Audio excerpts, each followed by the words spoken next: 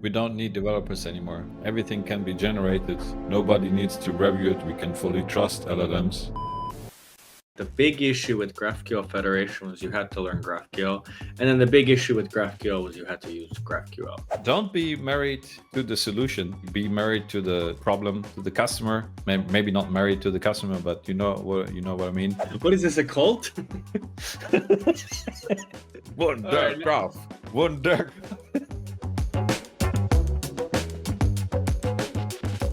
And we're live. Welcome back, ladies and gentlemen. I always do the same intro. I just realized that. Welcome back, ladies and gentlemen, to another episode. I gotta change that up. If you guys remember, I used to watch like Call of Duty videos growing up, and so it'd always be this guy. He'd be like, "Yo, yo, yo, it's your boy." I should do that one. Yo, yo, yo, it's your boy Jens. Stefan, did you know there's today we talk about the case study, and it says that AI slows down developers. Yeah, Do you know I'm actually kind of why that's not a problem for you? Well, let me guess, because I'm not a developer. Hey, fun thing, I actually built a little thing over the last weekend. I'll share it. But say what you want. I'm a prompt engineer now. Yes. I don't need to wait, but nobody needs to be a developer anymore because in a couple of years it's all going to be gone anyways. It's just going to be people just prompting. Prompt engineers is the new thing. Yeah. We don't need developers anymore. Everything can be generated. Nobody needs to review it. We can fully trust LLMs. Yep, just throw it in. Just boop. We can just get rid of GitHub too. Like, what's the point of GitHub anymore? Wondergraph will be a one-person company, and it's just me. I wake up in the morning. I'm like, okay, let's go, AI salespeople. Just go, run. Good morning, guys. You have a stand up with them and everything. And then 100 AI developers, and they will know themselves what to build.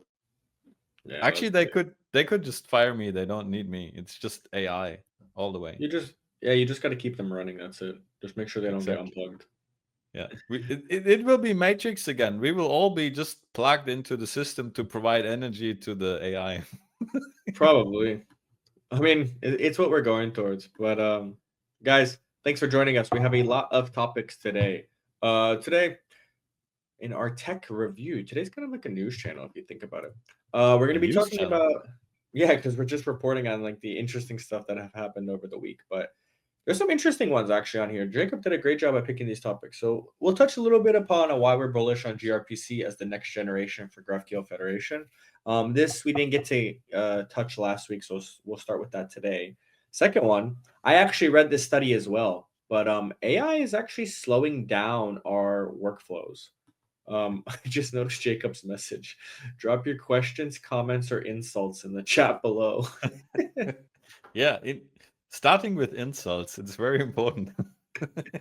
No, I love that one. And then, I read this on Hacker News, but it seems that developers are slowed down by an average of 20% by using tools like Cursor or Lovable or things like that. So we'll touch on that. Speaking of Lovable, 8 months after their seed from Crandom at 15 million, they raised a 200 million Series A. They're at over 75 million ARR, only 45 employees, and they're getting closer to the 2 billion evaluation. I think they're 1.8, right? Something like that. Did Crandom invest? Crandom led their seed, 15 million seed. We know someone at Crandom. Yeah, we do. We do know a couple people at Crandom. And then the last one that we'll touch a little bit upon, which I'm actually very surprised about, which is Meta may move away from open source AI models. I don't understand this. I remember in 2003, they said that platform Behemoth will win because it's the open one. But now they seem that they're abandoning that opinion. I'm wondering why, though. Is it because of China's DeepSeek? What's making it? Why are they going back on their open source one? And there's going to be a lot of stuff from you on this one, so it'll be interesting. Stefan, how do you call the guy who runs a news show? An anchor? Are you an anchor now? Anchorman. Might as well do be. You know the film Anchorman? I liked it. Who doesn't know the film Anchorman? Yeah, you use that quote all the time. The one with the perfume. What is it? It works every time, 60% of the time, or something. Yep. Basically, and then what's it called when they get in that big fight and Steve Carell's like, "I killed a man with a trident," and they're like, yeah, you need to like lay low a couple days. Like that was pretty crazy. Do you remember that scene? No, it's too long ago. Okay, we'll have to rewatch it on the next retreat. But let's get back into the topic. So for today on our news channel, okay, why are we bullish on gRPC as the next generation? It actually comes great timing because of the LinkedIn that we saw. So what Curtis posted on LinkedIn and gRPC is the Federation future. Let me bring up just the blog post because I really like the image. But Jens, walk us through this. Like, first of all, your take on Federation, your take on connectors, which we talk about all the time, but why is gRPC the future? So for quite some time, we more or less, I wouldn't say exactly we kept it a secret, but it's more like we have developed a model of thinking in terms of how we think about federation, and our take is that I don't think we need more federation, or I don't think we necessarily need more directives or more complex directives. I think what we want to have for federation is actually less, and less, especially less complexity. And one of the big issues with federation is you have many frameworks that are not 100% type safe, and even if they are type safe, like Go, then you can have federation directives that like requires, or some other cases where it's not 100% accurate, and you would need very strong guardrails to ensure that your subgraph implementation is actually correct. But the majority of subgraph frameworks, they are like JavaScript, TypeScript, Ruby, whatever. They are much less strict, and they suffer from this problem even more. So that means you have like a subgraph SDL. It follows the GraphQL Federation spec, or Apollo Federation spec, if you call it a spec. And the big problem is, whatever you do, there's very little that will enforce that the subgraph implementation is right. Like, you can have the subgraph schema and you have the implementation, and if there's a difference between the two, or if the implementation is not accurately following the spec, then you won't notice. And so we have a quite a customer base, and we know from experience and from customer reports and requests what enterprises tell us. It's a serious problem, especially at scale, when there's money on the line, because you have to thoroughly review pull requests to ensure that what you're shipping is right. So we were thinking about this problem, and what we were thinking about is this. So we have our client, it speaks GraphQL to the router, and then you have the router, and as of Apollo spec, it speaks GraphQL to the subgraphs. If we could move this whole layer of GraphQL from the subgraph into the router, can we remove this complete level of complexity? And that was kind of like the idea we had with gRPC Federation. The idea is rather simple. You still write the subgraph SDL like before, you define entities and everything like normal, but then you don't implement a subgraph. What you do is you take this file, and we have a compiler, and we turn it into a gRPC spec. And this gRPC spec, it will be generated alongside like a mapping file and a log file. And we can then tell Cosmo Router that we have a subgraph schema, but the subgraph is not speaking GraphQL, it's speaking gRPC. And then the router will handle the translation between GraphQL and gRPC. And what that means is, on a high level, every language that supports gRPC, it can now be used with this approach. And we made sure that, for example, problems like data loading that happen at the graphical layer, like for entities, we need to batch load multiple entities. We take this problem and we move it into the router.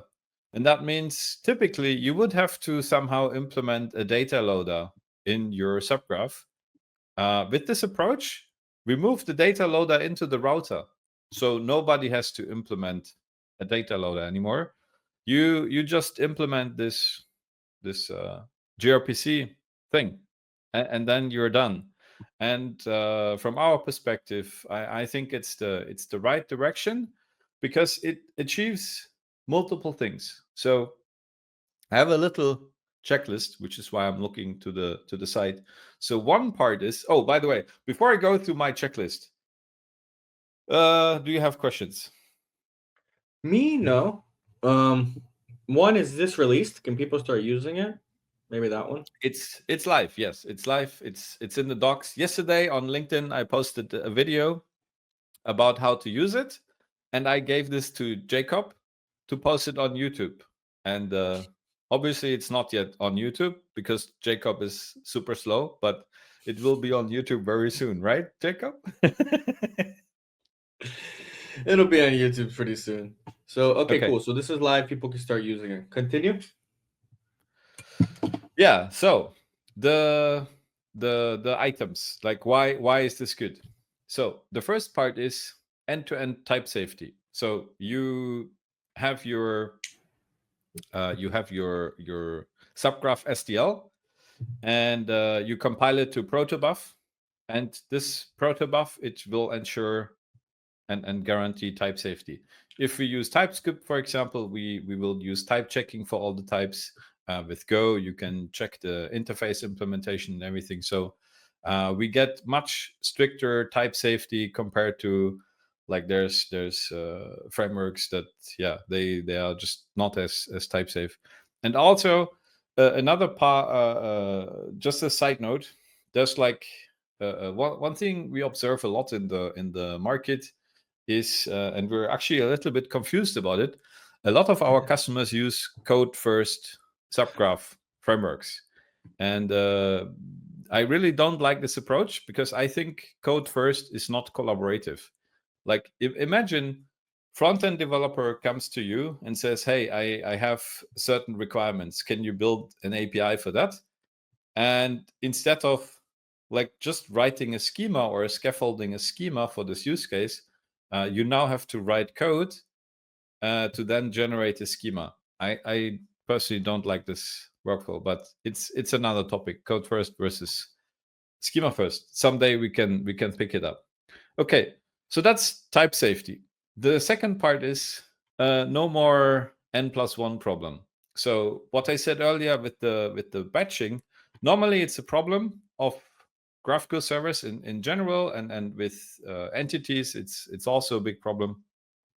You send entity requests to the subgraph, and the subgraph has to handle to resolve them in batches. So that is something we have solved because we moved this whole batching problem to the router. So we always send batched gRPC requests to the subgraph. The next part is so that we, and by the way, this is not just like an optimization, it's also just less overhead, and we will come why this is so important at the end. The next part is performance boost. So one very big issue with subgraphs and GraphQL is when you have a GraphQL server, it needs to parse the text. Then it has an AST. It needs to validate the AST. It needs to execute the AST. This is a very complex operation, and we can solve this whole problem with this gRPC approach because we parse the query, validate it, normalize it, everything once in the router, and then we call gRPC methods. There's no GraphQL parsing, no validation, nothing. It's just calling RPC methods. So it's the overhead on the subgraph is much lower. In a world where you optimize the router to every degree, I think one big part that people have forgotten about is how can we optimize subgraphs. And we had customers, they spent sometimes like 50 milliseconds in the subgraph for parsing a query, because like your Elixir framework or whatever, it's not super efficient in parsing a big query. With gRPC, this problem is gone. Okay. Last but not least, the Apollo lock-in. So one big topic in the Federation ecosystem is that even though you could say it's like open and everybody can do whatever they want, the major subgraph frameworks, they are owned and maintained by Apollo, and we don't know what happens to Apollo in the future, and how they think about the business model and everything. And currently they have their they kind of own most of the subgraph frameworks. And also I would say there's like not that much innovation in making subgraph frameworks better, like in general. And by having gRPC between router and subgraph, we can, first of all, we can leverage the gRPC ecosystem. And second, if we think there's a useful feature for our customers, we add it, and it's still vanilla gRPC, so everybody can now benefit from this feature. So that's that. And then to just sum it up, or put like a TLDR. Why all of this? So if we have this strong contract and it's a fast contract, there's a plugin system that allows your customer router to run like a gRPC subgraph as a co-processor. So that means if you have APIs that are not Federation, you somewhere need to have something that translates between your REST API, your SOAP API, your legacy weird HTTP API, XML like core bar, whatever, mainframe. So you need to have some code somewhere that does this translation. And our game plan is that in the future, we think you shouldn't be writing this and you shouldn't be deploying this somewhere randomly. But instead, we think that we can build the necessary tooling to take your subgraph schema, compile it into gRPC, take your OpenAPI spec, curl requests, whatever you have, and we will then leverage LLMs to generate the adapter in the middle and run it as a co-processor with Cosmo Router.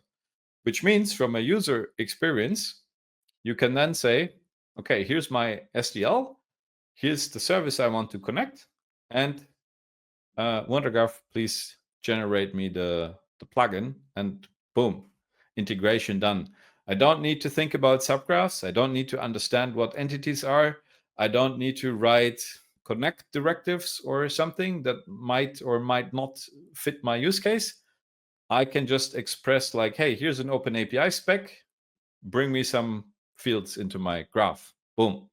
And that's it. That's the direction we're going. So in the long term, nobody should ever write boring integration code again. That's why we're doing this. And I think it's exciting. It's live now. We can definitely start to see our customers using it. We already have a couple using it, which is great. From your point of view, though, we talk a lot about connectors and we talk a lot about Apollo, but this is off topic. What do you think of the new news of their new leadership assignment? So for those of you that don't know, Matt DeBurgles, the CTO, is now the CEO. Personally, I think it's a good idea. Jens, what did you think? I know because you mentioned Apollo and the ecosystem, so I wanted to bring it up. Yeah, like if I'm honest, I always felt like Matt is the face of Apollo. I spoke with him at least on 2 occasions in person, and often at the conferences he was kind of like leading the conversation on the stage and everything. And to me, it always felt like he's actually the leader. From the outside, I have never seen Geoff or what kind of function he had.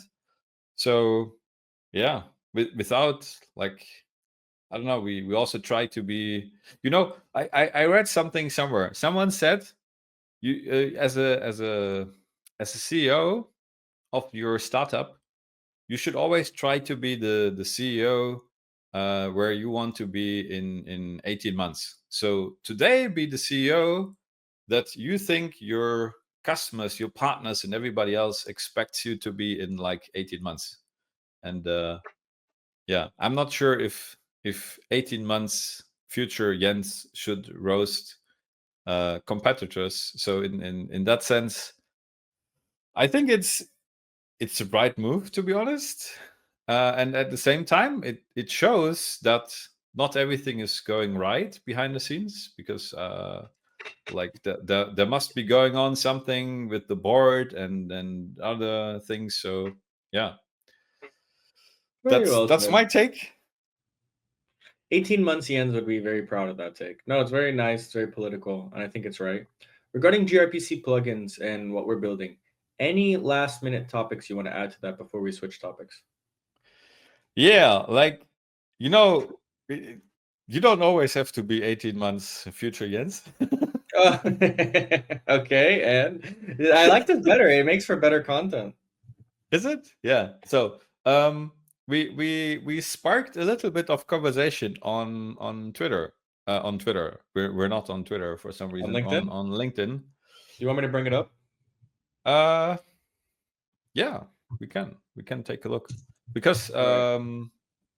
someone from Uber wrote about the future of Federation, also has to say some things, and there was some conversation, and I think it's interesting, and we can also speak about what we think about this new this upcoming spec.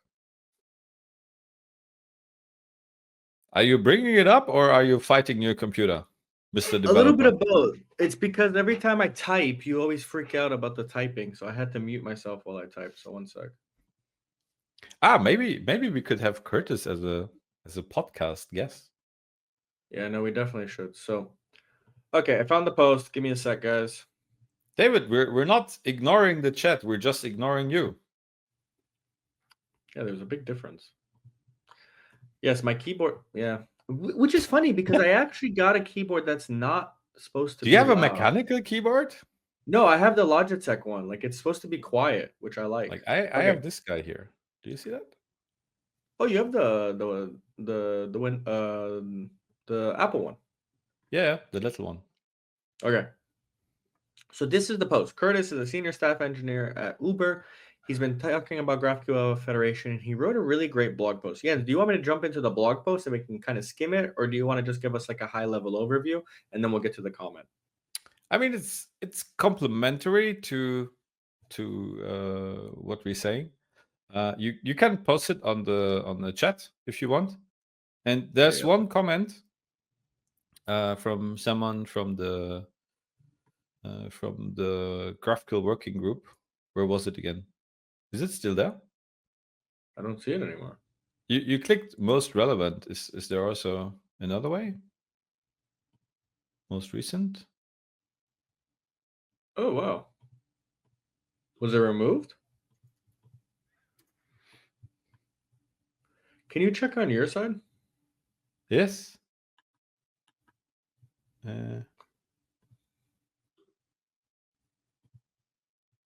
I can still see it. Maybe I'm blocked. Did he block me? I sent you the link on Slack DM. That would be so funny. Hold up. No, I don't see it. I think I'm blocked. Shit. What? Why are you such a dick? I don't know. I guess he blocked me. Interesting. Okay. All right. Share your screen. Can you share it and show it? Well, it's actually not so important, but I think that the gist is that so there's a working group from the GraphQL Foundation, and it's on its ways to create a new Federation spec.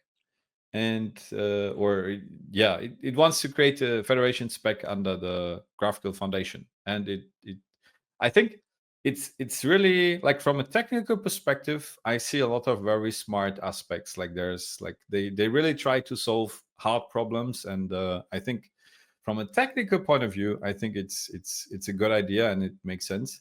What I want to say from another perspective is, I remember, like, I don't know, some months, a year, whatever ago, I remember how various vendors were on stage together, and they had discussions, and they were very loud about like how this is a collaborative effort, and how also Apollo is working with this group, and helping and everything. But what I figured out recently is, I looked into this spec working group, and if you go to the GitHub page, and if you check the contributions, if we're honest, this spec is written by Chili Cream, and primarily Michael Stipe and Pascal. I forgot the last name, but Pascal something. Two guys from I think Switzerland.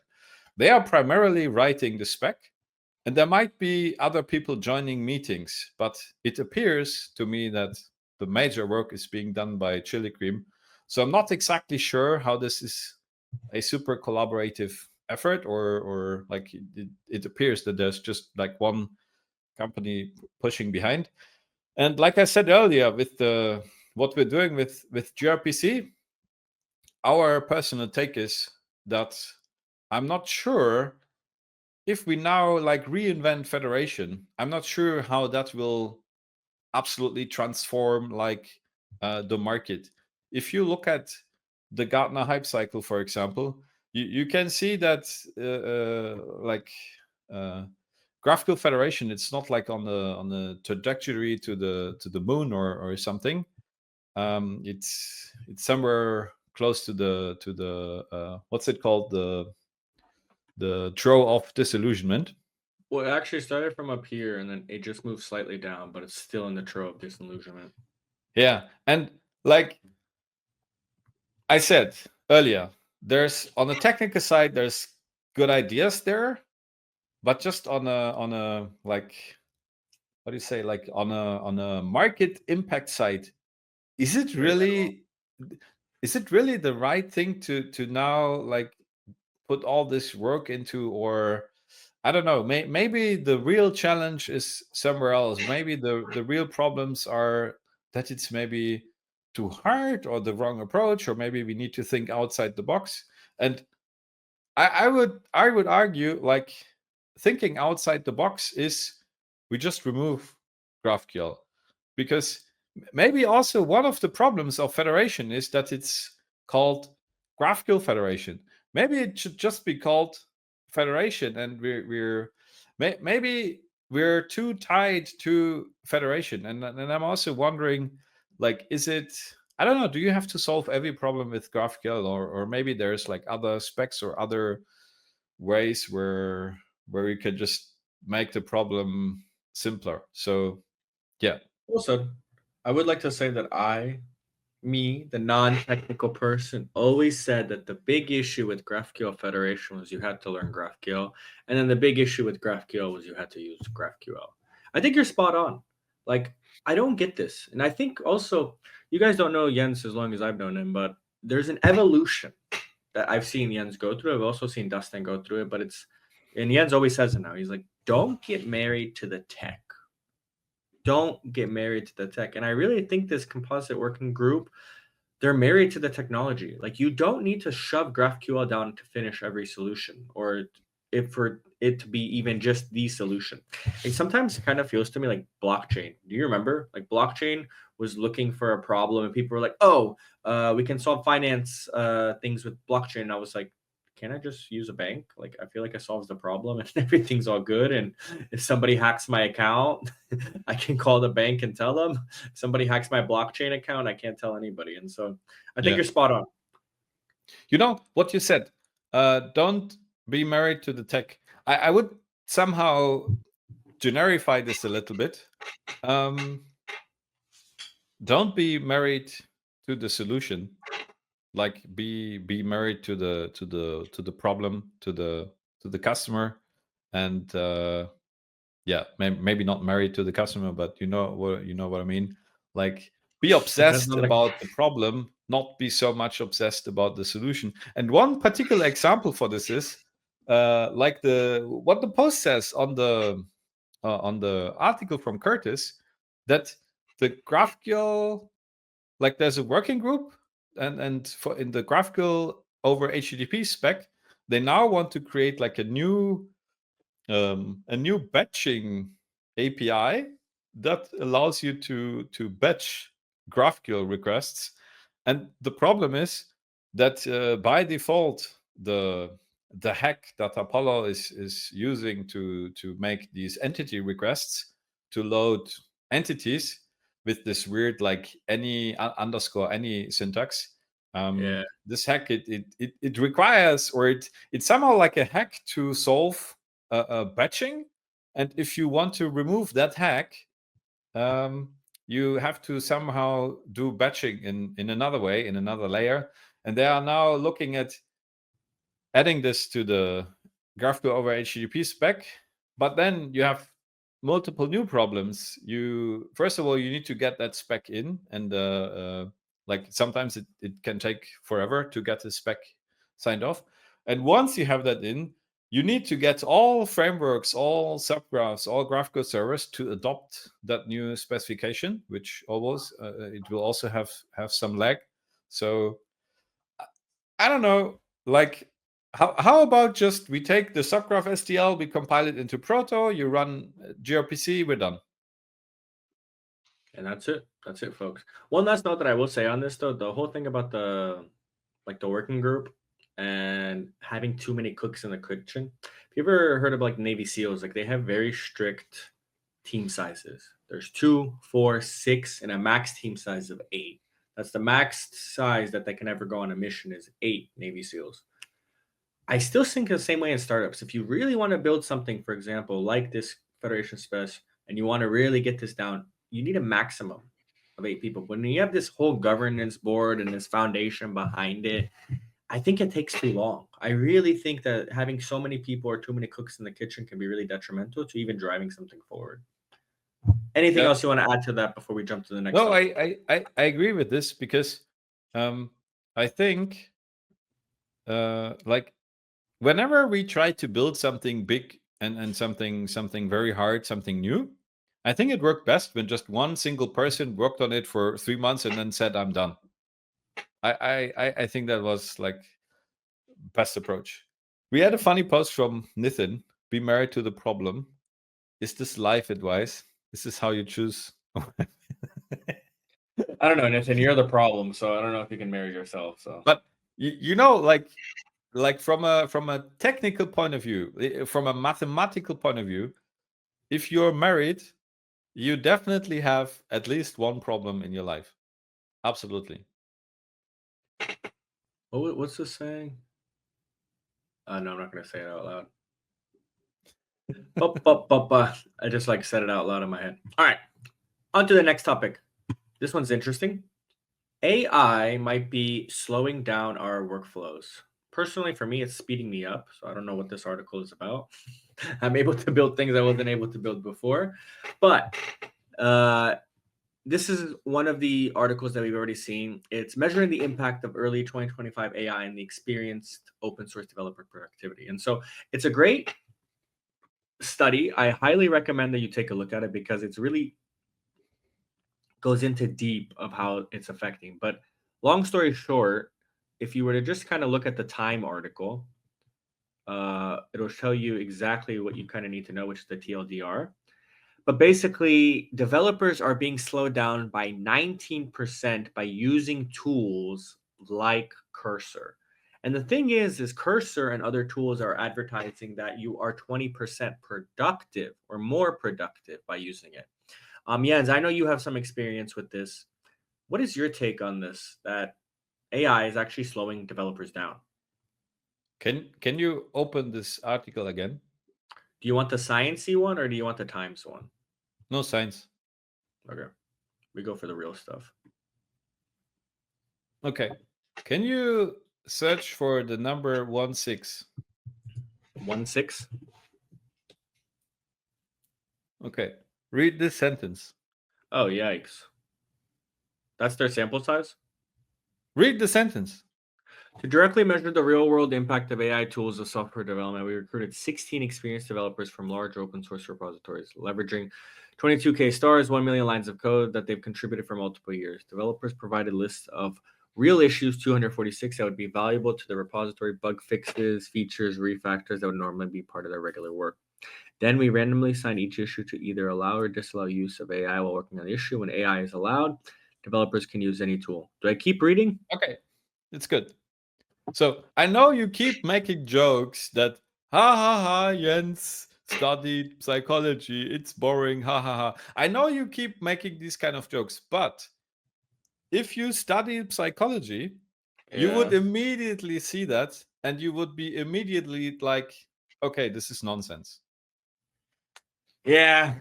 It's kind of crazy Like- that they actually published this. 16 people?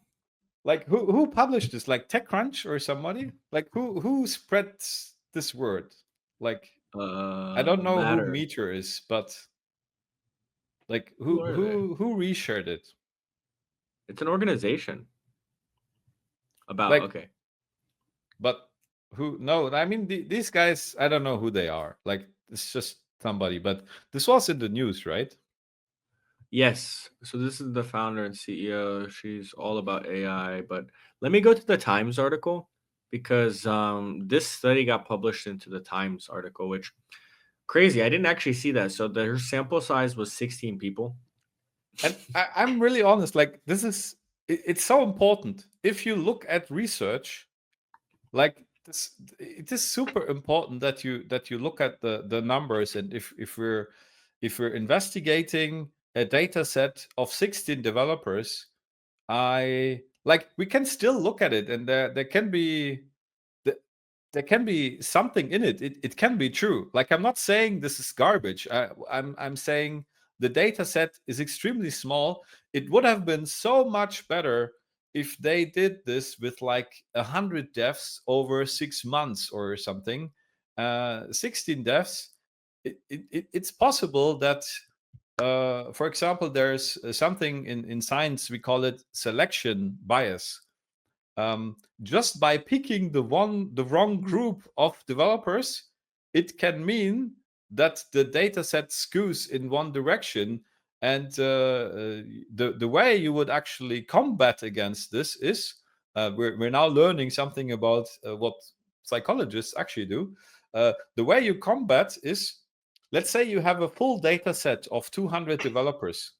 You would then pick random sets of 50 and you compare them against each other. You have like there's like statistics tools for that, and this way you can actually see how uniform is your data set, and are there problems in your data set. Because ideally, if you have 200 devs and you pick randomly 50, they should always come out at the same, like they should always tell you like the same indications. Like for example, the main case here, the main message is devs are slowed down 20%. So if you randomly pick 50 devs, you should always come out at 50 at 20% slower. If this varies a lot, then it's much worse. Now the problem is, if you just have 16 devs, you cannot really pick a slice of that, because it's such a small amount of developers. And so yeah, I don't know how much we should read into that report. Why don't they have comments? Like, why aren't people roasting this? Like, you can't publish something at a time that's saying they measured the speed of 16 developers. Like, that is so tiny. That doesn't tell you anything. Yeah, I don't know. And it really comes and draws a conclusion. But I think it's what Jacob said. So if you remember, every time on Twitter, when something like funny happens, like for example, like do you remember when GCP went down and everybody like says just got laid off from Google today. I was in charge of running infrastructure. Like they always do like that type of take. And something happened like that with Google, and this guy was trolling. and all these like pretty big publications posted like his thing. He was like, young developer fired for accidentally causing outage at Google, but he was completely trolling. And I think the whole thing right now with the media is it's what Jacob said. I'm going to bring it back up, which is, oh, wrong one. But people actually don't care about the results. All they care about is the headline that drives their narrative. So a lot of people are saying, yeah, AI is good or AI is bad. This one's for the AI is bad. It's slowing people down. And it's just saying, yep, I care more about the headline than the actual science. But I actually didn't even read the article. I don't want to read the article now. I just saw the headline. So I'm actually at fault for that. But I can give you some tips from what we have learned when we studied this field. So there's scientific journals, and these journals, there are like big publications in psychology and other fields, and these journals, they review something, and they would never post. So a study like this with 16 engineers, they would say, hey guys, you're not following our guidelines. The sample size is way too small. Please another approach. And so what you can look for is, if you are interested in such research papers, you always want to find them in the big journals who have reviewed this and posted it themselves, because that gives the paper a lot more credibility. Yeah. And Nathan actually posted a good question here. So, how do you make such studies when some are better than others at using AI? Nathan, why didn't you use AI to write this sentence? It's no capitalization or nothing, but besides the point.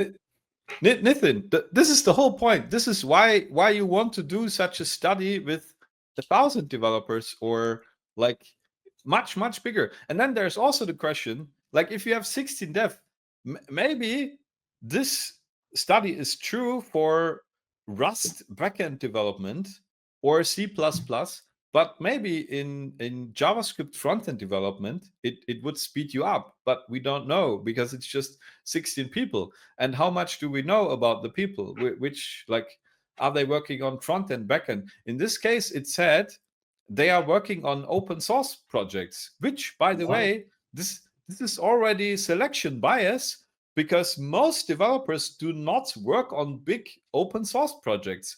Most developers work on super boring enterprise proprietary code bases with Java or something, or PHP or whatever. And yeah, I don't know.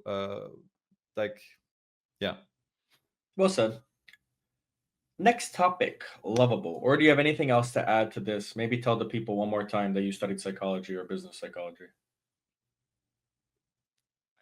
I like, this is live, so I cannot show certain things with my hands, but I can just speak from personal experience. So I tried using Cursor for quite a time. So I'm using Cursor for quite a time, and when you do like React frontend, it's okay. When you do full stack TypeScript, it's okay. I tried using Cursor for Go. It wasn't very productive. And then I also tried Claude Code. Pretty cool tool. Really like it. I think it's very smart, and the way the workflow is amazing. I absolutely love it. The problem, I tried Claude for building an AI agent with the Mastra framework. It completely, code looked nice, didn't work at all. Like it couldn't even figure out it couldn't even figure out imports. Like I don't know. So I was using Opus 4 and then Sonnet 4 as the model. The code quality, it was just garbage, like unusable. So I threw that away. And I also tried using Claude for writing some Go code for our GraphQL Go tools. That's Cosmo Router. It also completely failed. Didn't really understand the problem, or didn't have a good idea of creating the solution. So I ended up just writing the code by hand. So, but this is n equals 1. Like, this is not the case study or something. It's just my so far my personal experience. AI yeah, it's okay. Sometimes it's cool. It can write tests, or you can quickly get something together, create like an example or something. But I don't know. I always get the impression that if you have an existing code base that is somewhat large, then AI completely fails. But yeah, I don't know. We should write a case study on this. A whole peer reviewed by me, and it's just based on your experience. We should do a we should do a neutral study, and we will interview all WonderGraph employees what they think about WonderGraph. And by the way, there's this is also you learn it in psychology. For example, one way to get absolute great results is we do a group interview. So you should always interview everybody together. It should always be public. And for example, if you interview people how they like the CEO of WonderGraph, me, then it's best if the CEO is also in the room, because that will absolutely not bias anybody. Nobody will be afraid of saying their opinion. But honestly, I don't think you have to do it, because everybody loves me, and I'm super smart. And every evening we dance in a circle, and we say Jens, Jens, Jens. And What is this, a cult? WonderGraph, WonderGraph. All right, Okay. you're done. Next topic. Help me understand this. Are we in a bubble? What is going on? How is vibe coding growing so fast? So me, Jens, and Bjorn were actually talking about this today. So, let me share my screen. But basically, TLDR is Lovable has about 80 million in revenue. They've just gotten unicorn status after 8 months after launch, which, by the way, I don't think is true. It's not 8 months. Like, they've been building the product for like a year before that, and then they launched it. But they just raised a 200 million. I think it's the largest Series A in European history, which is pretty crazy. This is crazy, by the way. So they have 180 paying customers, and they have revenues of 75 million in 7 months, but they have about 2.3 million users, and they also have 45 full-time employees, which I thought was interesting. I would love to know their churn rate. Yeah, I don't know. 10 million projects that have been created on the platform to date. I mean, it's impressive though. You got to be honest. Like, okay, so they've given the ability to code to anybody. You just prompt it, which is great.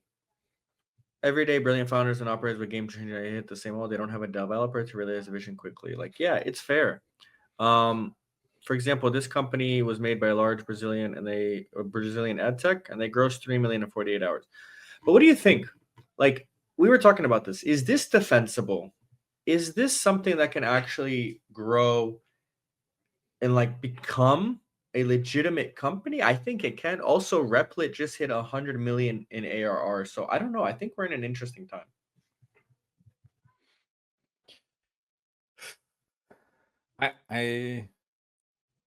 Yeah, I don't know. Like, what I saw is, so they raised 200 million. I mean, first of all, don't get me wrong, because you might be like, oh, they are doing so much better than WonderGraph, and I'm grumpy and blah blah blah. I'm absolutely not. Like, it's phenomenal what they have built, and we're not comparing ourselves to what they are doing, and it's great work. What I'm thinking about is, okay, so now they have 200 million. I did a little bit of research, and what they have, or what it seems they have figured out, is that a lot of companies they don't use Lovable, and when companies use Lovable, someone creates like an example or like a draft, and then at some point they hand this over to developers, and then developers turn it into like a real project or scale it. I think we also haven't seen like how will something like Lovable work like over multiple years, like a Lovable app. And for me, the reality is I already know what happens when a Lovable app scales, because if you hand it over to developers and they continue using AI, that means we're back to Claude, we're back to Cursor, and there already is Cursor, there already is Claude, and like there's another thing like from OpenAPI. No, OpenAI has a tool, Gemini has a tool. Like there's so much competition in the market of helping developers to code, and this right here is allowing anybody to start creating a project. And I'm wondering in the long term if they hit hard limits, is it possible that Lovable will forever be the scaffolding tool? It's where I build a tiny project, but it will never scale to be like a big project. And I'm just wondering, like, what's the long term trajectory? Obviously, it's phenomenal. Like in 8 months to 75 million ARR, that's absolutely crazy, and it seems they can continue with that growth. It's just a question of if other companies will start competing more and more. Like I think Google has an app builder, and there's others. And if there will be like a hard physical wall where you just can't scale Lovable to like big multi-team approaches, whatever, then the question is like what will happen to this company in the long run? If you get 200 million Series A, you need to somehow bring back this money in terms of revenue, and yeah, that's a massive challenge. I would say well said. I also think it's phenomenal too. Like, first of all, it's one of Europe's fastest growing and latest unicorn. So also it's great for the European tech ecosystem. I don't know. I don't know what's going to happen. I think who knows, because it feels like we're in the dot-com boom. Like, you remember everybody was like, you remember pets.com, all these companies making money, raising money. Like, what was the company? Something Cloud from Andreessen Horowitz before it got acquired. Like, it wasn't a amazing business. It just got acquired by HP and a great outcome. But like, he was able to grow it really fast with a lot of venture capital funding. I think we might be in a bubble. I don't think that's a bad thing. People that survive the bubble, those companies stay for life. So that's fantastic. But I don't know. I still think it's insanely impressive. Also, I wonder what it feels like. Imagine being on something that's just from 0 to 8 months, 80 million in revenue. That's crazy. So it's definitely a rocket ship. Yeah. Like, it is what it is. Okay. And now the last one. All right, this one's interesting. Why is this guy in the video? This guy is so annoying. You've probably seen this guy. But next topic, unless you have anything else to say for the last one. And we're going to wrap up on this topic. Okay. So this is a New York Times article by Meta's new Superintelligence Lab is discussing a major strategy change. Their new chief AI officer, Alexander Wang. So this is the founder of Scale AI that Facebook or Meta bought. He's thinking of developing a closed source one versus an open source one. That's him right there. This is also, what's his name? That really annoying guy on Twitter. Drives me crazy. But basically, they've been open sourcing all their models. They're thinking now to keep it closed sourced. What are your thoughts on that? Especially us being an open source company. It's kind of interesting to see. I'm wondering why they're thinking this, whether it's something with China's DeepSeek or it's just something in general. So if I did a little bit of research, and if you think about it, the models they are building, like if I got it right, one sec, where's my summary? I think the model will have like 2 trillion parameters. Yeah, 2 trillion parameters.